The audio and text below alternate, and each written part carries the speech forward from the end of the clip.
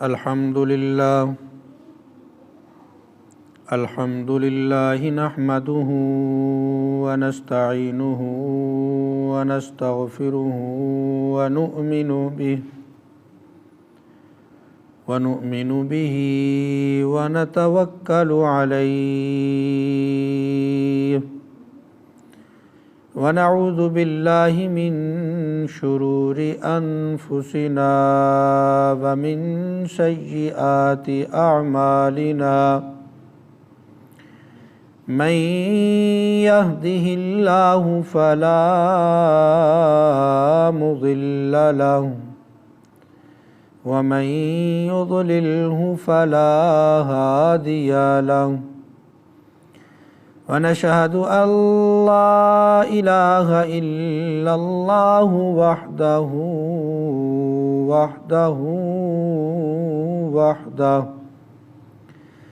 لا شريك له ولا نظير له ولا ضد له ولا ند له ولا مثل له ولا مثال له وصل على سيد الرسل وخاتم الأنبياء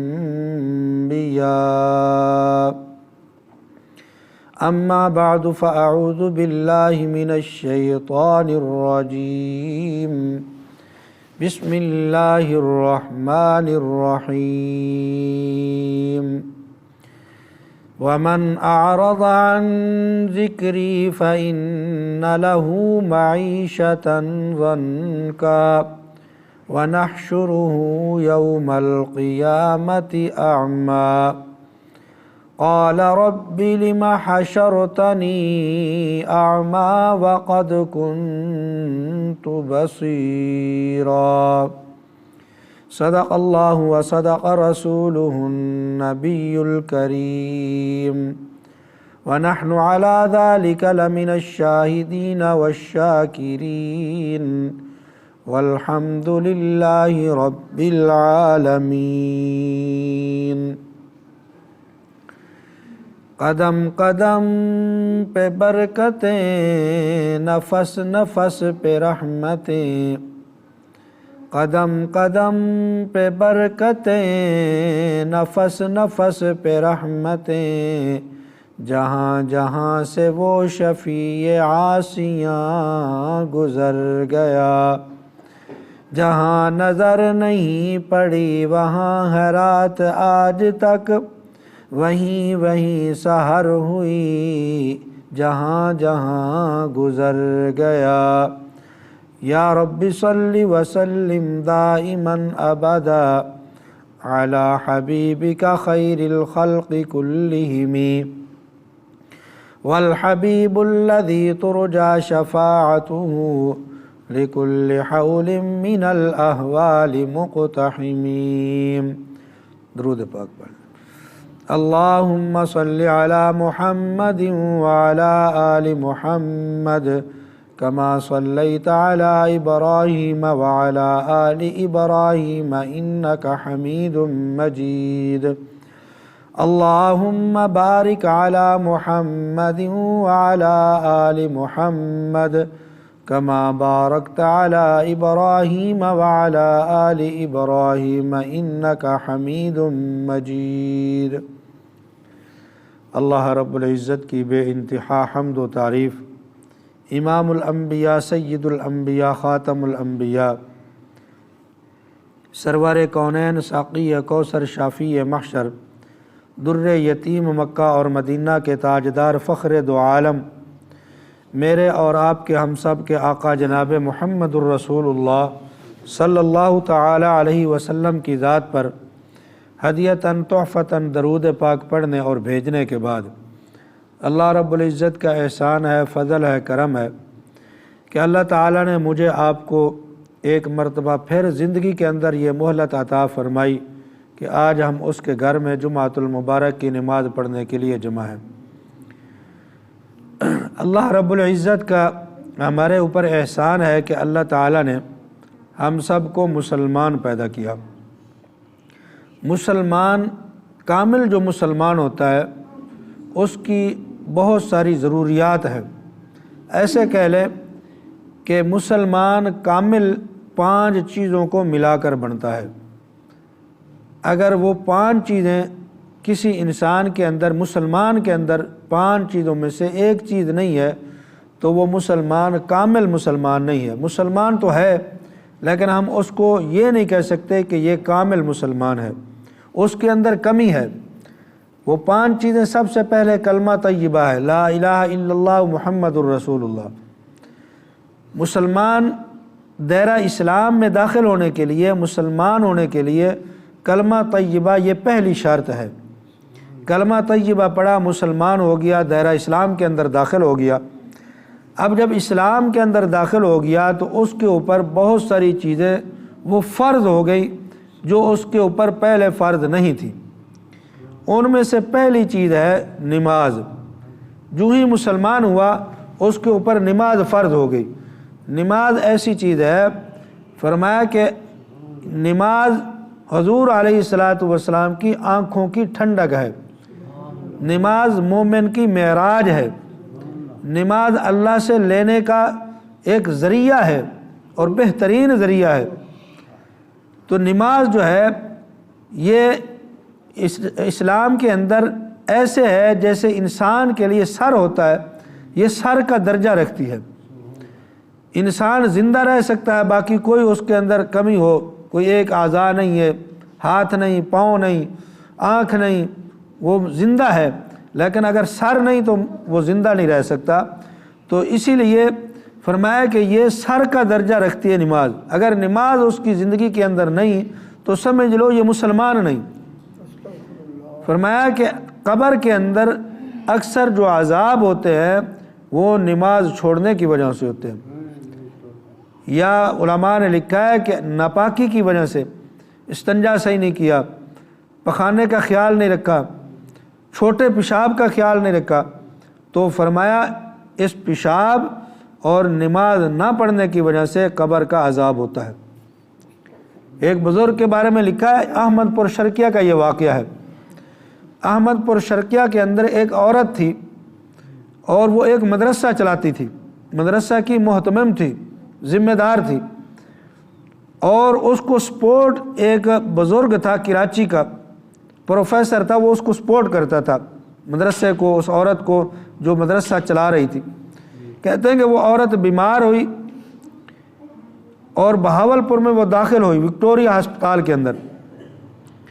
جب وہ عورت بیمار ہوئی، وہاں داخل ہوئی، تو وہاں اس کے بیڈ کے ساتھ جو بندہ تھا، جو مریض تھا، وہ لکھتا ہے کہ اس عورت کو جب وہ بیمار ہوئی تو اس کی بیماری کے اوپر جو خرچہ آ رہا تھا وہ خرچہ بھی سارا وہ سیٹھ صاحب اٹھا رہے تھے۔ نیک عورت تھی، مدرسہ چلاتی تھی، اور وہ بزرگ جو تھے وہ بھی اللہ والے تھے اور سیٹھ تھے، وہ اس کو سپورٹ کرتے تھے، مدرسے کو بھی سپورٹ کرتے، اور اس کی زندگی کے اندر جو مشکلات آتی تھی دنیاوی لحاظ سے اس کو بھی وہ سپورٹ کرتے۔ تو جب وہ بیمار ہوئی تو بیماری کا سارا خرچہ بھی وہ برداشت کر رہے تھے، لیکن وہ عورت اسی بیماری کے عالم میں وہ فوت ہو گئی۔ جب وہ فوت ہو گئی تو اطلاع اس کو دی گئی سیٹھ صاحب کو، تو وہ جنازے پر تو نہیں پہنچ سکے، وہ بعد میں اس کی قبر پر آئے، آ کر قبر پر انہوں نے دعائے مغفرت کی۔ اور یہ جو بزرگ تھے یہ مولانا احمد علی لاہوری کے خاص مریدوں میں سے تھے۔ مولانا احمد علی لاہوری کو اللہ رب العزت نے جو کشف ہے، جو لوگ صاحب کشف ہوتے ہیں، کشف کا علم دیا تھا۔ وہ قبر کے احوال جو ہے جان لیتے تھے کہ اس قبر والے کے ساتھ معاملات کیا ہو رہے ہیں۔ تو انہوں نے وہ سکھایا ہوا تھا اپنے اس مرید کو، اس سیٹھ صاحب کو۔ تو وہ سیٹھ صاحب جب اس عورت کی قبر پر گئے، انہوں نے وہ جو عمل سکھایا تھا ان کے پیر نے، مولانا احمد علی لاہوری صاحب نے، وہ عمل انہوں نے کیا، اور انہوں نے دیکھا کہ یہ صاحب قبر جو ہے، یہ عورت جو ہے، یہ کس عالم میں ہے۔ تو آ کر انہوں نے گھر کے اندر بتایا کہ عورت جو ہے، اس اللہ رب العزت نے اس کے اوپر اپنا خاص رحم کیا ہے، اللہ تعالیٰ نے اس کے اوپر فضل کر دیا ہے، یہ آرام اور سکون کے ساتھ قبر کی زندگی گزار رہی ہے۔ دوسرے دن وہ دوبارہ قبر پر گئے، تو جب واپس آئے تو ان کے داماد لکھتے ہیں کہ میرے سسر جو ہے یہ بزرگ بڑے پریشان تھے جب واپس آئے، اور پریشانی کے عالم میں کھانا نہیں کھایا۔ ہم نے پوچھنے کی کوشش کی، بڑا اصرار کیا، لیکن انہوں نے بتایا نہیں۔ دوسرا دن ہوا، پھر کھانا نہیں کھایا۔ تیسرا دن ہوا، وہ جو ان کے داماد تھے وہ ڈاکٹر تھے، وہ کہتے ہیں کہ ابا جی آپ کو کیا وجہ ہے، بتائیں، آپ کمزور ہوتے جا رہے ہیں، 3 دن ہو گئے آپ کھانا نہیں کھا رہے، وجہ کیا ہے؟ پہلے دن آپ قبر پر گئے تھے، بڑے خوش آئے تھے، لیکن دوسرے دن آپ گئے تو اتنے ناخوش ہیں، پریشان ہیں کہ آپ نے 3 دنوں کے کھانا بھی نہیں کھایا۔ تو وہ کہتے ہیں کہ میں کیسے کھانا کھاؤں؟ میں نے جب دیکھا پورا قبرستان جو ہے اس میں سے 3 ایسی قبریں ہیں جن قبروں پر اللہ کی رحمت ہو رہی ہے، باقی ساری قبریں جو ہیں ان کے اندر جہنم کی آگ بھڑک رہی ہے۔ پورے قبرستان میں سے کتنی قبریں ہیں، سمجھ سے بالا تر ہے، ساری قبروں کے اندر آگ بھڑک رہی ہے جہنم کی، صرف 3 قبریں ہیں جن کے اوپر اللہ کی رحمت ہو رہی ہے۔ مجھے ان قبروں کا حال دیکھ کر میرا دل نہیں کر رہا کہ اب میں زندگی کیسے گزاروں، اب کیسے مجھے کھانا اچھا لگے۔ تو اس نے پوچھا اس داماد نے، ڈاکٹر صاحب نے، ابا جی بتاؤ یہ حالات ہیں کیوں، یہ کیوں عذاب ہو رہا ہے؟ تو وہ کہہ رہے تھے ایک تو نماز چھوڑنے کی وجہ سے، نماز نہیں پڑھتے تھے، اور دوسرا یہ جو چھوٹا پیشاب ہے استنجا صحیح نہیں کرتے، اس کی وجہ سے ان کو عذاب ہو رہا ہے۔ ہم کیا کرتے ہیں، اکثر لوگ جو ہے پیشاب کیا، چھوٹا پیشاب کیا، پیشاب کرنے کے بعد استنجا صحیح کرتے ہی نہیں، کچھ تو کرتے ہی نہیں ہیں، اور کچھ کرتے ہیں تو وہ بھی صحیح نہیں کرتے، کپڑے خراب، خیال نہیں رکھتے۔ حضور علیہ الصلوۃ والسلام ایک مرتبہ گزر رہے تھے تو ایک قبر والے کو عذاب ہو رہا تھا، حضور علیہ الصلوۃ والسلام نے دیکھا، کھڑے ہو گئے اور فرمایا کہ ایک ٹینی لاؤ، اور ٹینی لائی گئی ایک درخت کی، اس کے اوپر رکھی، پھر چلے گئے، واپس آئے۔ جب واپس آئے تو وہ صحابی نے پوچھا یا رسول اللہ ہم یہاں سے گزرے تھے تو آپ نے ایک ٹینی منگوا کر اس قبر والے کے اوپر رکھی تھی، کیا وجہ تھی؟ حضور علیہ الصلوۃ والسلام نے فرمایا اس قبر کے اندر عذاب ہو رہا تھا، میں نے یہ ٹینی اس لیے رکھی کہ یہ سبز جو ٹینی ہوتی ہے یہ اللہ کا ذکر کرتی ہے، جب تک یہ اس کے اوپر پڑی رہے گی اس کو قبر کے عذاب جو ہو رہا ہے اس کو اللہ رب العزت ہٹا دیں گے اس ذکر کی وجہ سے۔ فرمایا یا رسول اللہ کیوں عذاب ہو رہا تھا؟ فرمایا کہ یہ پیشاب کے قطروں سے نہیں بچتا تھا۔ اب دیکھو نماز بھی پڑھتے ہیں، باقی اعمال بھی کرتے ہیں، سب کچھ کرتے ہیں، لیکن اس چھوٹے سے عمل کی وجہ سے اگر پکڑے گئے،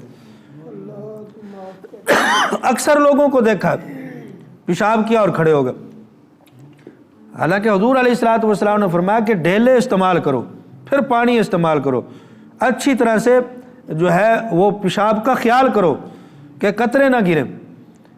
تو فرمایا حضور علیہ الصلوۃ والسلام نے کہ اکثر طور پر اس وجہ سے مردوں کو قبر کے اندر عذاب ہوتا۔ تو میں بات کر رہا تھا کہ سب سے پہلی چیز نماز ہے، اور نماز اگر نہیں پڑھی تو اس نماز کی وجہ سے قبر میں عذاب ہوتا ہے۔ قبر کا عذاب، ہم سب نے قبر کے اندر جانا ہے۔ حضور علیہ الصلوۃ والسلام نے فرمایا آخرت کی منزلوں میں سب سے پہلی منزل قبر ہے، اگر قبر تمہاری اچھی ہو گئی تو باقی تمہارے اگلے سارے سفر جو ہیں وہ اللہ رب العزت آسان فرما دے گی۔ اگر تم لوگ قبر کے اندر ہی پکڑے گئے تو پھر آگے کیا کرو گے؟ اور قبر کے عذاب کے بارے میں فرمایا، ایک کتاب میں واقعہ میں پڑھ رہا تھا، وہاں ایک کارگزاری ایک جماعت کی لکھی ہوئی تھی، وہ کہتے ہیں کہ ہم ایبٹ آباد میں گئے، وہاں پر ہم مسجد کے اندر تعلیم کروا رہے تھے، تو کچھ لوگ مسجد کے باہر بیٹھے تھے لیکن وہ مسجد کے اندر آ نہیں رہے تھے، تو کہتے ہیں ہم گئے ان کے پاس، ان کو جا کر بلایا کہ آئیں آپ مسجد میں تشریف لائیں، نماز پڑھیں، اور آ کر وہاں تعلیم جو ہے اس کے اندر آپ اہتمام کے ساتھ بیٹھے سنیں۔ تو وہ کہنے لگے کہ ہم چلتے ہیں، لیکن ایک بندے نے کہا کہ آپ چلیں، میں آپ کے بعد آتا ہوں اور میں آپ کو ایک واقعہ سناتا ہوں۔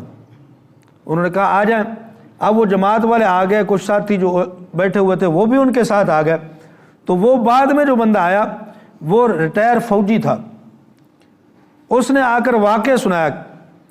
وہ کہتا ہے کہ میں 1965 کی جب جنگ تھی اس وقت میں اس جنگ کے اندر شریک تھا، اور ایبٹ آباد کے اندر ایک قبرستان ہے، اس قبرستان میں ہم نے بہت سارے جنگی جو یہ آلات ہوتے ہیں یہ وہاں پر ہم نے چھپائے تھے، اور وہاں پر کچھ لوگوں کی ڈیوٹی پہرے کے اوپر لگی تھی، میری ڈیوٹی بھی وہاں پہرے پر لگی تھی۔ وہ جو ہمارے آلات تھے نا جنگی، ان کا پہرا ہم دیتے تھے۔ تو کہتا ہے ایک دن کا وقت تھا، میں ویسے چل پھر رہا تھا قبرستان میں، تو وہاں پر ایک آواز آ رہی تھی ایک قبر سے، ایسے آواز آتی ہے جیسے کسی کی ہڈیاں ٹوٹ رہی ہے، ہڈیاں ٹوٹنے کی آواز آ رہی ہے۔ میں اس آواز کی طرف چلتا گیا، میں ایک قبر پر گیا تو وہاں زیادہ آواز آ رہی تھی، مجھے محسوس ہوا کہ اس قبر سے یہ آواز آ رہی ہے۔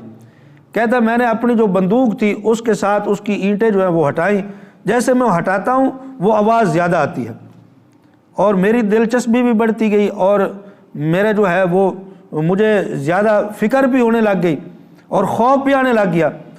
تو کہتا ہے کہ میں اور زیادہ میں نے اینٹیں ہٹائی، جب اینٹیں ہٹائی تو کیا دیکھتا ہوں وہاں پر مردہ پڑا ہے، اس کی صرف ہڈیاں ہیں، اور اس کے اوپر ایک ایسا جانور بیٹھا ہے جو ایک جیسے چوہا ہوتا ہے اس طرح کی اس کی شکل تھی، لیکن تھا وہ بڑا، وہ اس کے اوپر بیٹھا ہے، اور مردہ جو ہے اس کی جو ہڈیاں ہیں وہ ایک دم سیدھی ہوتی ہیں، اور وہ جو جانور ہے وہ اس کے اوپر منہ مارتا ہے، جب وہ منہ مارتا ہے تو وہ ٹوٹتی ہیں، کڑک کڑک کی آواز آتی ہے، پھر وہ صحیح ہو جاتی ہیں، پھر وہ مارتا ہے۔ میں اسی طرح دیکھتا رہا، 3-4 دفعہ میرے سامنے اس نے یہ ہڈیوں کے اوپر اس نے اپنا منہ مارا، اور وہ ہڈیاں ٹوٹی، اور آواز جیسے میں پہلے سن رہا تھا ایسی آواز محسوس ہوتی۔ تو کہتا ہے میں نے اپنی وہ جو بندوق تھی وہ نکالی، میں نے اس کو مارنا چاہا، اس جانور کو، کہ یہ اس انسان کو تکلیف دے رہا ہے۔ میں نے جیسے وہ اپنی بندوق نکالی تو وہ غائب ہو گیا۔ پھر تھوڑی دیر کے بعد وہ دوبارہ ظاہر ہوا۔ اب دوبارہ جب وہ ظاہر ہوا تو میں پھر بھی کھڑا تھا، تو اب وہ میری طرف لپکا جیسے وہ میرے اوپر حملہ کرنا چاہتا ہے۔ تو کہتا میں وہاں دوڑا، ڈر کر میں دوڑ پڑا، بھاگا، حالانکہ دن تھا لیکن اس جانور کے خوف کی وجہ سے مجھے ڈر لگنے لگا۔ میں وہاں سے بھاگا تو وہ میں پیچھے دیکھتا ہوں تو وہ میرے پیچھے بھاگا آ رہا ہے۔ کہتا ہے کہ میں اپنی جان بچانے کے لیے وہاں ایک پانی تھا، بہت بڑا پانی، اور جیسے پانی عام طور پر جنگل کے اندر کھڑے ہوتے ہیں، تو میں اس پانی کے اندر چلا گیا کہ یہاں سے میری جان بچ جائے گی۔ میں کافی آگے چلا گیا تو میں کیا دیکھتا ہوں کہ وہ آ کر کنارے کے اوپر بیٹھ گیا۔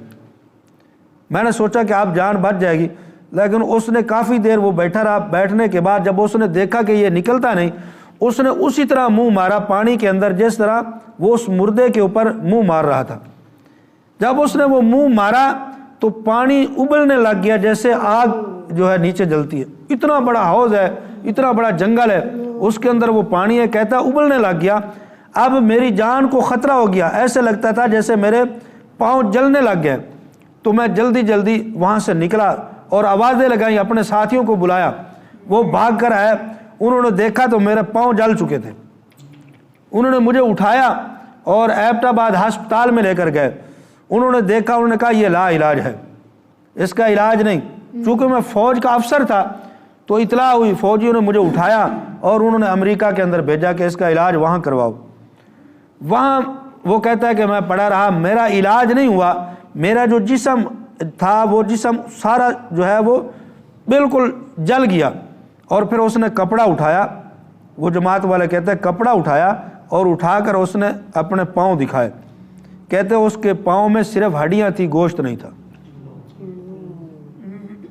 وجہ کیا؟ صرف اس جو جانور ہے اس نے منہ مارا اس پانی کے اندر، اتنا پانی ہے، فوراً پانی کیا جلنے لگ گیا۔ اور سوچو کہ یہ جو جانور ہے جس کے اوپر یہ عذاب، جس مردے کو عذاب ہو رہا ہے، جس کے اوپر اللہ رب العزت نے اس کو مسلط کیا ہے، اس کے ساتھ کیا گزر رہی ہوگی۔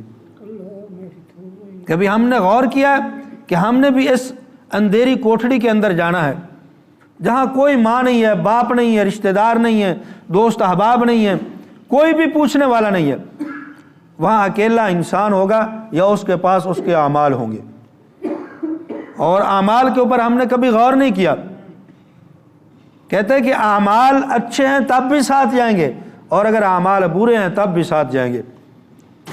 سرگودا کا ایک واقعہ لکھا ہے کتاب کے اندر، کہتے ہیں کہ وہاں ایک بندہ فوت ہو گیا، تو اس بستی کی جو مسجد تھی وہاں جماعت آئی ہوئی تھی، تو وہاں بندہ جب فوت ہوا تو اس فوت کی والے گھر کے سارے جو بندے تھے، عورتیں اور بندے سارے وہاں گھر سے دوڑ کر باہر نکلے اور رو رہے تھے زور زور سے۔